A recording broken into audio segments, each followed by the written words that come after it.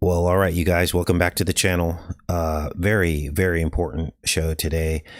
This is a follow-up on the movie Big with Tom Hanks, and I'm just going to cut right to the chase. This is 45th Street, the hotel that was featured in the movie Big. 45th Street opened 45 years before Trump was born to become the 45th president. The hotel opened on his birthday, 45 years before he was born. And if you look here at the facade of the hotel, now this facade is still there to this day.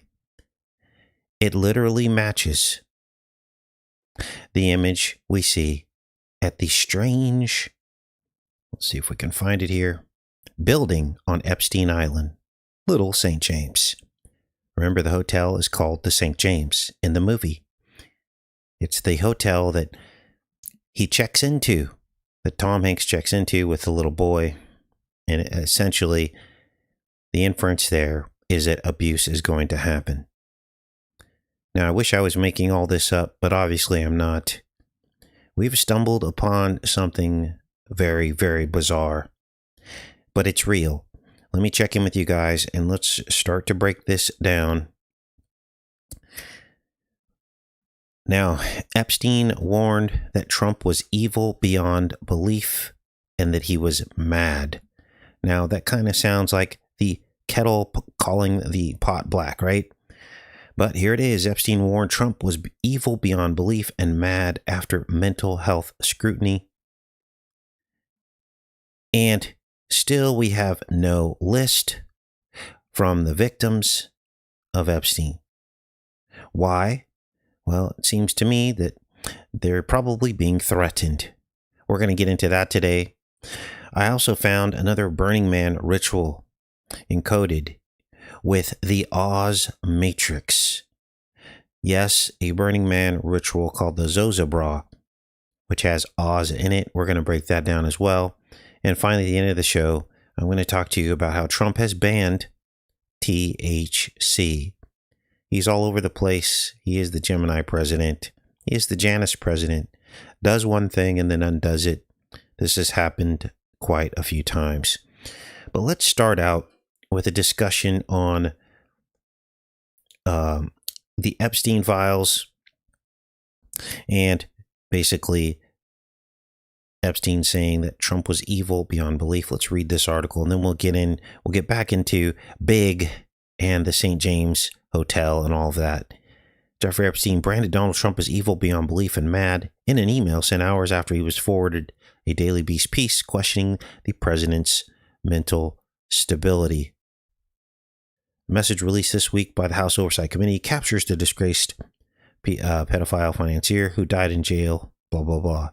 The op-ed drew on mental health experts who said Trump displayed signs of mania and posed an imminent danger to the public. Now, it's weird because Epstein also says that Trump never abused underage girls. We've got this bizarre back and forth. And we have the trickling of meaningless information. And I believe what this is really all about is a power ritual to demonstrate just how the effect of the right-left paradigm, rule of law, is effective in keeping people asleep. Literally, people are basically dismissing information because they're so firmly locked in the right-left paradigm. And no one would dare break the law and just release the files. And we all sit around waiting for what we will be told is a big nothing sandwich, probably in the end, and people will just believe that as well. We all know this isn't true because they wouldn't have gone through all the trouble to hide the files. Now, let's see how this connects to the movie Big. Now, we decoded the movie Big on Friday. And I saw Tom Hanks walking a boy into the St. James Hotel in the movie. I showed you that clip. and it seemed to be inferring some kind of abuse was taking place. That was the inference, a grown man walking a boy into a hotel. Now, if you think that whole scene was just a coincidence and nothing to do with Epstein or Trump, understand that the hotel in the movie, this is it here, opened on Trump's birthday 45 years before he was born. The grand opening was June 14th, 1901. 45 years before he was born, on 45th Street, and he would become the 45th president. Now, how can this be? Well, these are ancient entities. This is what I've been trying to get you to understand. These are reanimated entities that rule our world. Now, we almost missed this amazing rabbit hole. If it wasn't for the subscriber from Friday's show, Skies Over Spokane, probably in the chat now, thanks for telling us about Trump's birthday and the opening of this hotel that appeared in the movie Big. Now, most of the rest of the show today, we're going to be reading through this blog that I found, all about the hotel, the St. James that appears in the movie Big. And in fact, at the end of this blog, they actually show the screenshots from the movie Big, because that's where it was filmed. We're going to get into all that today. Now, remember, the movie Big, released in 1988. That is a portal date, twin portal numbers. And as I began to read through this article here, this is actually a blog all about this hotel, the St. James, and it's called The Curious Case of the Hotel St. James. And essentially what they go on to show here is that something is not right with this hotel. And as best I can tell, this hotel is some kind of portal. This blog was published on February 25th, 2019, and it goes year by year of the history of the hotel. Almost every single year is accounted for, and the person found news stories going back to the opening of this hotel on Donald Trump's birthday before he was born. Casey, you're crazy. How could this have anything to do with Trump? He wasn't even born yet. Look at the top of the hotel. See the stair stepping? Count them. 1, 2, 3, 4, 5, 6, 7. This is Trump Tower. 1, 2, 3, 4, 5, 6, 7. Do you still think I'm making all this up? Let's keep going with this. Now, the first news story about the hotel, and I'll try as I scroll down here to coordinate what you're seeing on the screen from what I'm talking about, but it might be off a little bit. But I will put a link to this for you guys to check out after the show if you want to do a deep dive on this blog, because I pretty much I'm going to give you a summary today, and I might have missed some things. So the first news story about the hotel happens in 1903. And guess what the news story was? A missing child. The same exact plot of the movie Big. Remember? The child went missing. Joshua, played by Tom Hanks. And guess what? He was on the milk carton, right? Now here's some of the prehistory of the hotel. Let me scroll down to the part that talks about the missing child.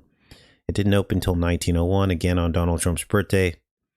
And let's get to the news story. 1903, the missing child.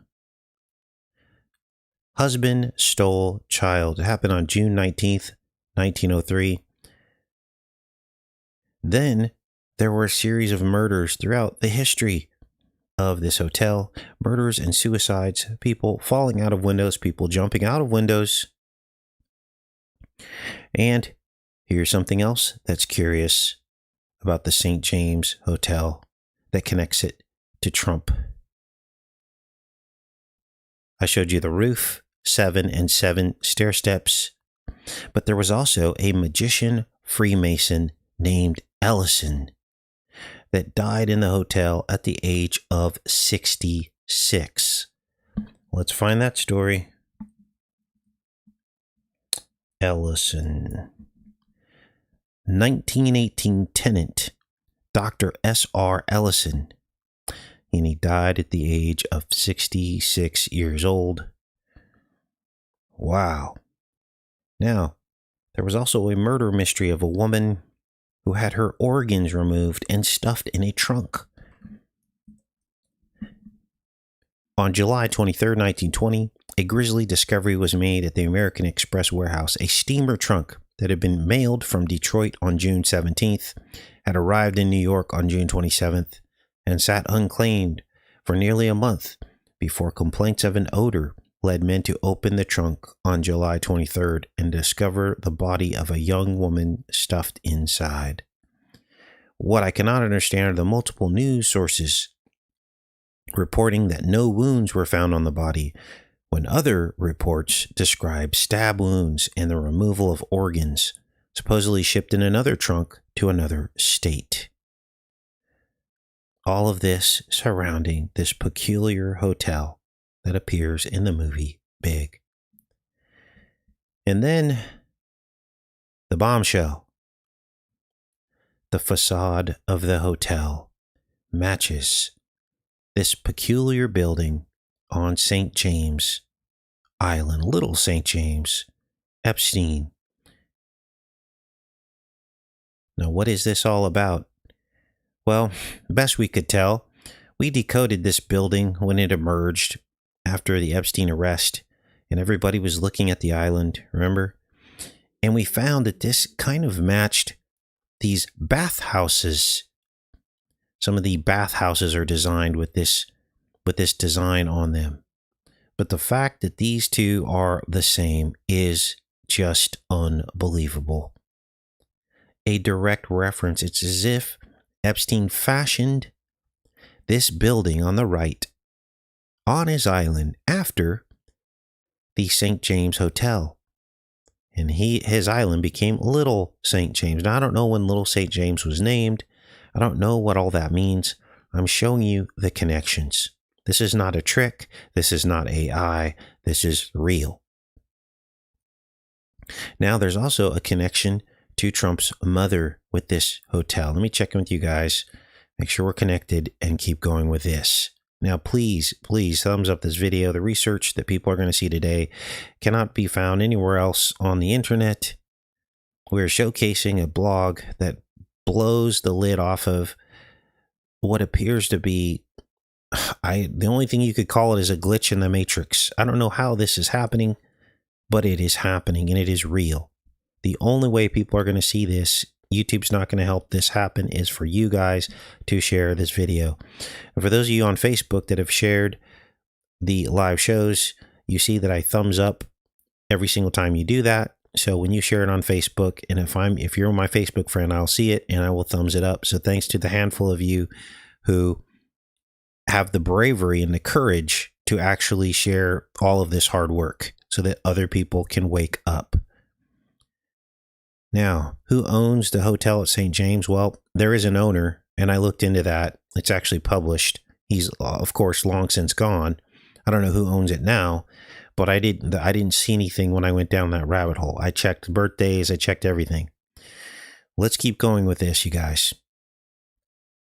There's a connection to the World's Fair, 1939. Let's see if I can find it on the page here. Doing a page search. Let's see here. Let's find this. It's actually Trump's mother's birthday. Let's find it.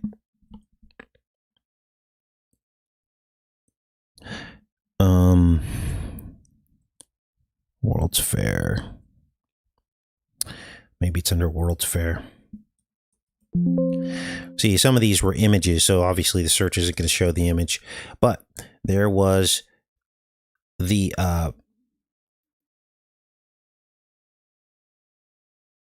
World's Fair actually opened the day after Trump's mother's birthday, and that's cited in this article. Now, the appearance of the hotel in the movie Big wasn't the first time it appeared in movies. It actually appeared twice in 2 other movies. Yes, the St. James Hotel appeared twice in 2 other movies in 1980. Let's go down through here and let me show that to you. Now, this is a comprehensive blog on this hotel. The 2 movies in which it appeared, let's go down here so you guys can see this. 1980. Here we go. The 2 movies are Cruising with Al Pacino, and before that, the film Maniac. Here are the films, and here's the hotel. This is 1980. Both of those films came out in 1980, Cruising and Maniac. And here you see, this is the moniker, the sign of the St. James Hotel. Here's the facade that matches Epstein Island. And this is what it pretty much looked like in 1988 when the movie Big came out. And this is the sign you see in the movie Big. But here's the sign in the movie Maniac. And it also appears in the movie Cruising with Al Pacino. Here's the 1980 section. It's all broken out by year. So 2 films in 1980, that's 88, right? And then it appears in 1988. There's some screenshots.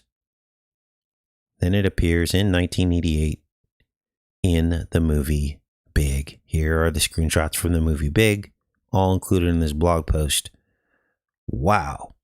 So, do you think that they're talking about a portal? Do you think that this building could be special? I think it probably is.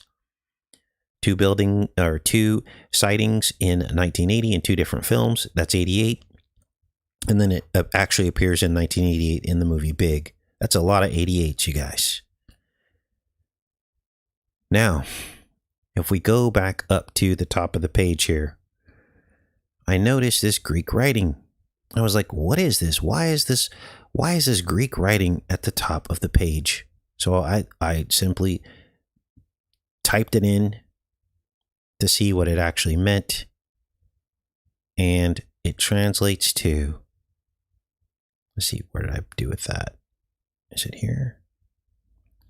It translates to the word wanderer.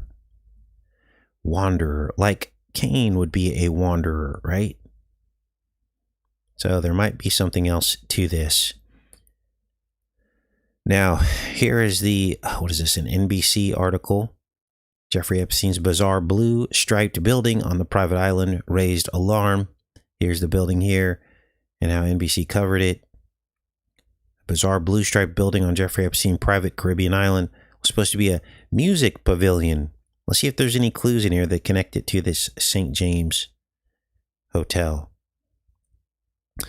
With a strikingly different design, according to the permit records viewed by NBC News, building shaped like a giant box, initially topped with a gold dome, has fueled rampant speculation and online conspiracy theories. You think?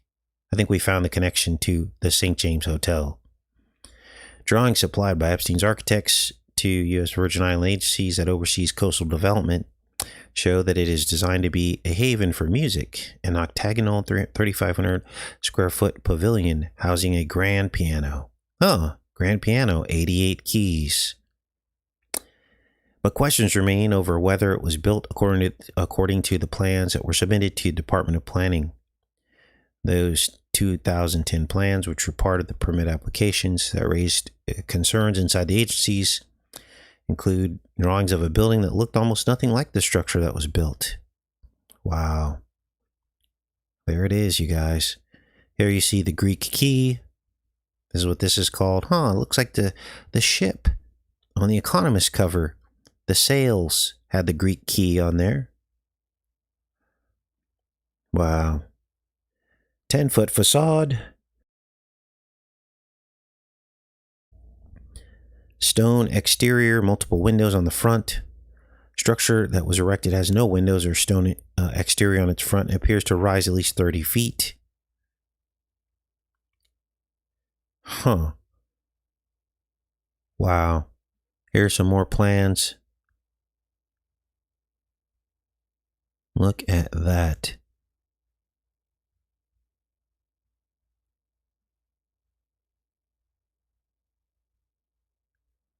Okay, I'm just scrolling down through here. It's no surprise that Epstein would have wanted a grand music room on his private island. Friends and former co-workers have described Epstein as a wealthy financier. Permit issued to Epstein Company allowed for a building of 1,800 square foot music room. Now, some people believe that this might be a covering for an underground vault, tunnels underneath, and that this could be the entrance to it. So I'll put a link to this story as well. Pretty crazy, you guys. Now, look at this. Here's an image showing the restaurant Triumph inside the hotel. Here's Taylor Trunks. Triumph, Trump. Trump is building an Arch of Triumph in D.C. And here's the Hotel St. James at 109 45th Street. What other screenshots did I have? Oh, here's the World's Fair. Special World's Fair rates. World's Fair opening May 11th. This is one day after Trump's mother's birthday. And this is in the list of ads going back through history. Now, this hotel is very close to Times Square and was used as a hotel for people visiting Times Square.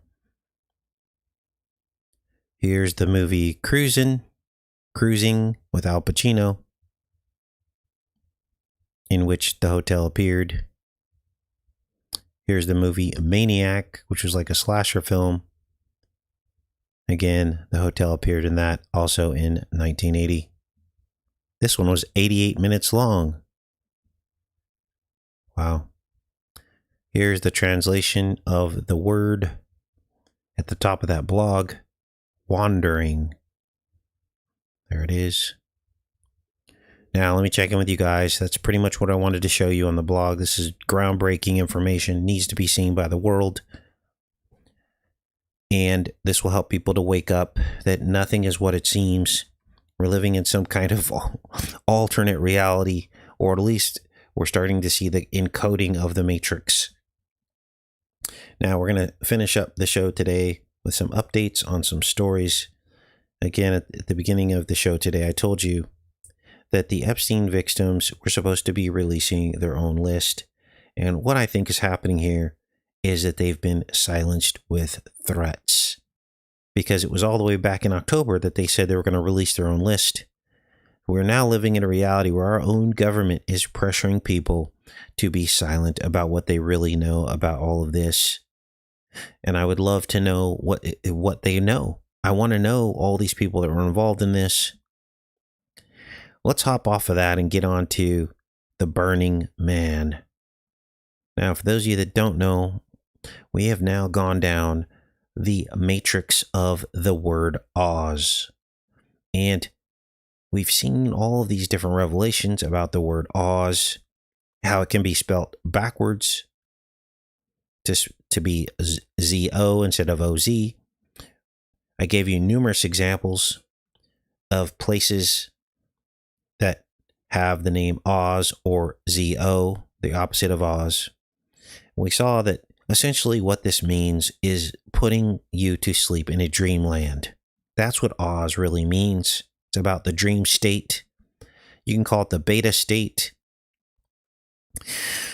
On a show on Tuesday, I'm going to give you even more examples of this in the movie Zardoz. And one of you found that, so I can't take credit for that, but I'm about 3/4 of the way through the movie, decoding it, and it's all about a land of sleep run by an artificial intelligence. This was a movie all the way back in 1974. So there's something to this Oz thing, and ZO, which is Oz backwards. And in this case, there is this ritual called Zozobra, and it is connected to the land of Oz as well. This is a Burning Man ritual in New Mexico, just 30 miles north of Zorro Ranch. Zorro Ranch, Zozobra. Zorro Ranch, of course, is Epstein's ranch. This has always been about the burning of the man. This is why Epstein wanted to make a new race of people, which would obviously be an unholy origin, right? In vitro fertilization, an unholy origin. Now, what is this Zozobra about? And how does it connect to the land of Oz? Well, this takes place in, again, it's Santa Fe, New Mexico. I think I said that last time. I think I might have misspoke on that. It's Santa Fe, New Mexico. Again, 30 miles north of Zorro Ranch. And this is, they say that this is about the burning of your fear. So they create this effigy. They light it on fire. Now, again, I did not find this particular connection to Oz and ZO. One of you found this. So thank you to the subscriber who found this and this connection. But here's the effigy. And they build it every year and they burn this thing. Now, there's obviously much more to this, isn't there? The burning of Zozobra. It's not just about burning away the fear. We know what this really means. Here's another effigy created. This is really about the burning of the man and the cremation of care. They literally name the cremation of care as being similar to this, when we all know what that is. That is the burning owl of Bohemian Grove. The burning of Zozobra, which predates the Burning Man Festival, is similar to related activities such as the cremation of care, the burning of Judas in Europe, the Druid concept of the Wicker Man, and the idea of Papanji in Karelian culture. So there you go, in plain sight. Now, let me check in with you guys, answer some questions, and then we'll finish up today with how Trump has banned THC. Now, I'm not a partaker of THC, but many of you are in various forms, and I'm not judging you for that. I'm just saying that I'm not a partaker. But it's what we're calling out today about this is the hypocrisy, the politicization, I can't even say that word right now, of cannabis, how our government has used it to control people, how they've controlled the supply of cannabis, how they have taxed and regulated cannabis, which then taxes and regulates the people that consume it. They've controlled the quality of it now, what's in it. And I don't think anybody at this point can admit that our government is using cannabis to control people. You're not allowed to own a gun in certain states if you have a medical cannabis card, which is just crazy. And so now they've controlled it, and which is now controlling the people. And nobody can deny that Trump has completely changed his tune on it. Originally saying he was going to make it less regulated and decriminalize it. And now he's doubling down and has done a complete 180 in true Janus form. So I'm going to show you what that's all about, but let's check in the chat here. Good morning, everybody. Let's put this on live chat here so I can get up to speed with you guys. Do you guys have any questions on what we covered before we cover the THC story? Good morning. Give you guys a few minutes here. Not everybody uses government cannabis.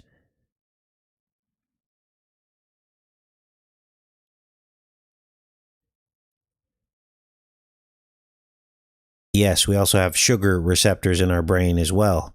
But if you eat too much sugar, you'll die, and it will have negative effects on your body.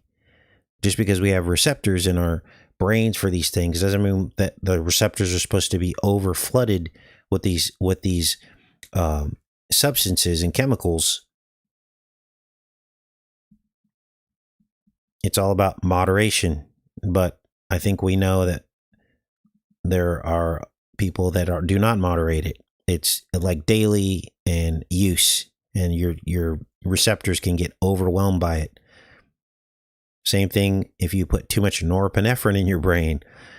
Typically, that's just your waking chemical in your brain. But if you overload it, you'll go insane. So it's the same with all substances. Again, not judging. It's just I choose not to.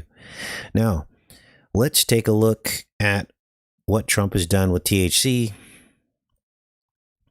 Get the details on this. Hemp industry plans next move after Trump signs a THC ban. Let's see if this guy can explain it to us. Will become illegal next year thanks to a bill just signed. THC gummies, vapes, and beverages will become illegal next year thanks to a bill just signed by President Trump. The law aims to crack down on products. Wow. So I know a lot of people take the gummies. Apparently that's going away. Let's keep listening here. Let's listen again. I don't want to spread disinformation. Intoxicating THC gummies, vapes, and beverages will become illegal next year thanks to a bill just signed by President Trump. The law aims to crack down on products derived from hemp that produce similar effects to marijuana. But opponents say it threatens a $30 billion a year industry that employs 300. Now, understand that what they want to do here is tax all this and regulate it, okay? This has nothing to do with people who need this for pain or whatever. They don't care about that. All they care is that all this money is being made and they can't tax it, right? So let's keep listening. 100,000 Americans. The hemp products have exploded in recent years, the result of a loophole created with the passage of a 2018 law legalizing hemp cultivation. While hemp contains low amounts of THC, it has higher levels of CBD, a compound now widely used in health and beauty products. But using a chemical process, market players turn CBD into unregulated, intoxicating THC compounds and sell them online and in stores across the country, even in states where marijuana is not legal. The new law places strict caps on how hemp-derived compounds can be used and bans products above a certain threshold of THC. Proponents say it will curb an unregulated market of marijuana-like products they say have unknown health effects and often find their way into the hands of children. But opponents say the restrictions are so tight they will kill the markets for both hemp-derived THC and non-intoxicating CBD products. The bill passed after an intense lobbying campaign pitting hemp farmers against the powerful alcohol and marijuana industries. The bill causes the new regulations to go into effect in 1 year. Opponents are promising to use that time to lobby for a reversal of the ban. So let's follow the trail of control. We went from regular old marijuana farmers, the most basic form, which probably would be the form that your brain can handle if done, in moderation, as the Bible says, right? Because there are cannabinoid receptors in the brain, as one of you pointed out. We went from the basic form, the form that God made, right? And then we went to concentrated forms. And then we went to synthetic forms. And then we went to the gummies and the THC. So as you can see, the government is wanting to come after all forms and want to control it. Now, the one thing I've heard from people that take gummies is it's hard to know what kind of dose you're getting because it's not in its natural form. And you could very easily take too many gummies, or as the article said, it could be unregulated. There could be a lot more or a lot less than you think. The effects are generally delayed. So it's kind of easy to take too much or not take enough. Now, what happens if you take too much? Well, nobody really knows. But your body processes everything in the liver and the kidneys. And we don't know what excess amounts of this will do to the liver yet. We don't know. Nobody knows. So again, don't kill the messenger. I'm just giving you the facts about all this, things to think about. And we're focused on how Trump has completely changed course about the promises that he made about THC. If you love THC, if you love cannabis, you have to scratch your head and ask, wait a minute, why is he doing this? Why is he taking away my gummies, right? So there's something going on here, and we have to figure it out. Now, for those of you that stayed tuned, we have a couple of live shows coming up that are going to be off the chain tomorrow. Remember when they started coming after the SNAP benefits and there was the standoff, and I called it right away the Hunger Games? This was a week or 2 weeks ago. I said, we are in the Hunger Games. We did all these comparisons to the Hunger Games, right? And I showed you how the Capitol and Trump going through and rooting out all the bad stuff in the Capitol to make it look pristine, and all the gold and the clown makeup and the face paint was all from the Hunger Games. And his Iron Dome, which became the Golden Dome, that was like the dome in the Hunger Games. And I told you that the UFC fighting and all of that was just like the Hunger Games. Well, guess what? Now the mainstream media is calling it the Hunger Games. They weren't calling it the Hunger Games when we called it the Hunger Games, but they are now. I'll show you the dates on that. That'll be tomorrow's show. They are literally calling what we're going through the Hunger Games. Then on Tuesday, we will cover the cult classic from 1974 movie Zardoz. The Land of Oz, the Land of Sleep, confirmed. In the movie, AI runs the world. Literally, they call it artificial intelligence, and it literally puts people to sleep, and as they worship artificial intelligence. So, the movie Zardoz is happening right now. They literally consult the artificial intelligence for every single thing, just like ChatGPT and Google searches, which is exactly what's happening now. How did they know 50-something years ago? Well, again, I believe we've broken the matrix. We figured out how these people do this, what they're doing, and we're finding things in history, the historical cinematic record that has come full circle, and this happens every single week on this channel. Unbelievable. Now I'm back in the chat. Good morning, everybody. Yes, God says seed-bearing plants are good. The problem, the question, it's not a problem. I don't want to be judgmental here. The question that I have is that we also have poison oak, don't we? Obviously, not good for you. Maybe in a really small dose it could be. And we also don't know, the book of Genesis says that the fallen ones sinned against the plants and they sinned against the reptiles. No, that was in the book of Enoch. Sorry. They sinned against the plants and they sinned against the reptiles. What that means was they did genetic crossbreeding and things like that. So we have no idea what's good for us and what's bad in modern society. We don't know if something was a crossbred plant, something was created that might not be good for us, and things like that. These are just things to think about. I'm not saying that is the case for cannabis. I'm just saying, if you believe in the book of Enoch, you'll see that it says they sinned against the plants and the reptiles. So what does that mean? All right. Great questions, you guys. All right. Yes, alcohol is bad for you too. Another example of too much, stimulation of a receptor, right? Think about it. Alcohol in its natural form, which the Bible says a little wine is good for you, is fine because it's not concentrated. But as soon as you get into the spirits, which are highly concentrated and flood the brain receptors with way too much, it can destroy your receptors. We've all seen it. So I'm not picking on any particular substance. I'm telling you that what we've been given is not in its natural form anymore.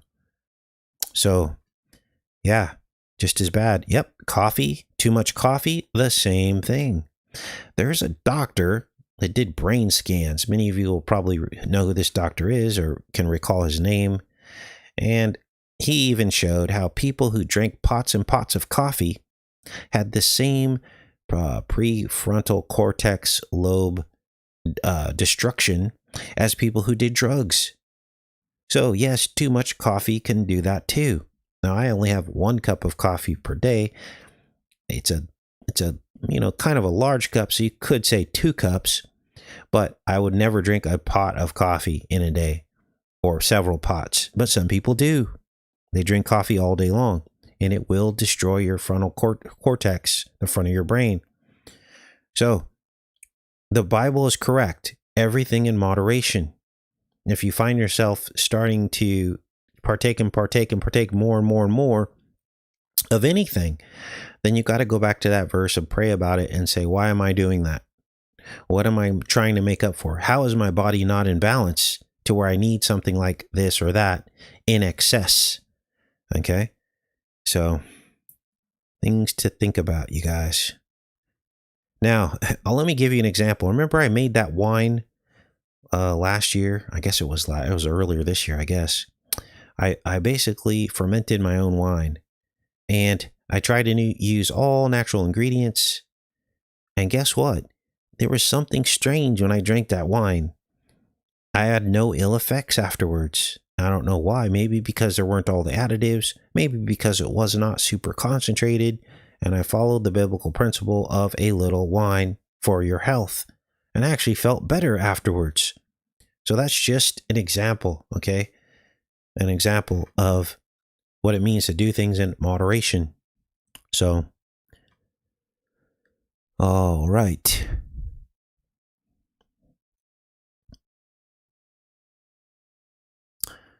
Yeah, same, Rebecca. I drink it's a large cup, but it's probably like 2 cups if you were like to measure it.